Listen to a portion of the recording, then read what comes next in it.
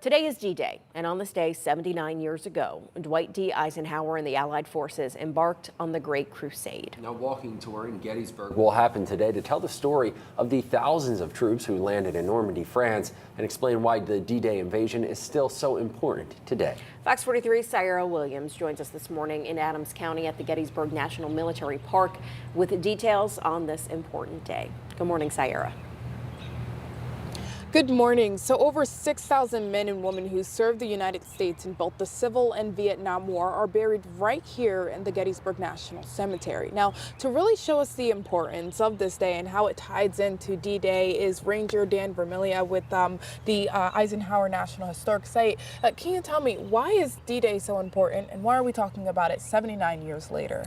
Yeah, I think it's June 6th is one of those dates that our country tends to pause and remember. It's one of those dates that lives in history, much like December 7th is a date we remember Pearl Harbor. June 6th is the day that we pause and remember D-Day, this singular act where dozens of allied countries, over 150,000 soldiers, sailors, and airmen all worked together in this big concerted effort to begin the liberation of Western Europe. And I think not only was it a consequential event in its own time, but I think there's something about it today that we look back and think about this big concerted effort, people working together towards a common goal that can be very inspiring and perhaps something we can draw from to inform our present and our future as well. So throughout the morning, you took me all throughout the park and told me stories, but how is this walking tour really telling the story of D-Day? Well, what we're going to do is go here through Gettysburg National Cemetery, where we have over 500 fallen World War II service members buried, casualties of the Second World War. 13 of them were killed in action or missing in action on D-Day, June 6, 1944. We're going to be pausing at some of their headstones, telling their stories, and sharing a few other stories of casualties from World War II as well. Okay, how does the Eisenhower National Historic Site tie into this walking tour? Sure. So General Eisenhower had a retirement home here in Gettysburg, Pennsylvania, a home he used during his presidential years and retirement years as well.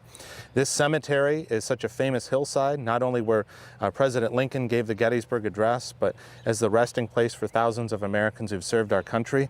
This hillside meant a lot to General Eisenhower.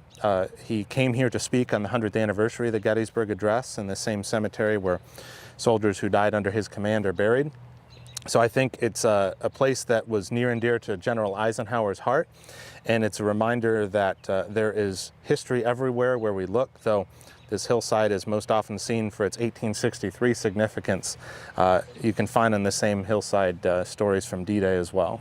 Okay, and then 79th commemoration event kicking off tonight at 5:30. Anything else that people who would like to come need to keep in mind before they make the walk out here? Well, we're starting here at the Tawnytown Road entrance to Gettysburg National Cemetery. It's going to be about an hour-long walking tour, talking about these D-Day stories here in Gettysburg, and then afterwards, those in attendance are welcome to join us for the evening's 100 Nights of Taps program, beginning at the Soldiers National Monument at 7 o'clock. Okay, well, thank you so much for giving me a sneak peek of the tour. Thank you very much. Information about the tour, as well as some of the stories that you can hear about D-Day, can be found on our website at fox43.com. But for now, in Adams County, Sierra Williams, Fox 43 News.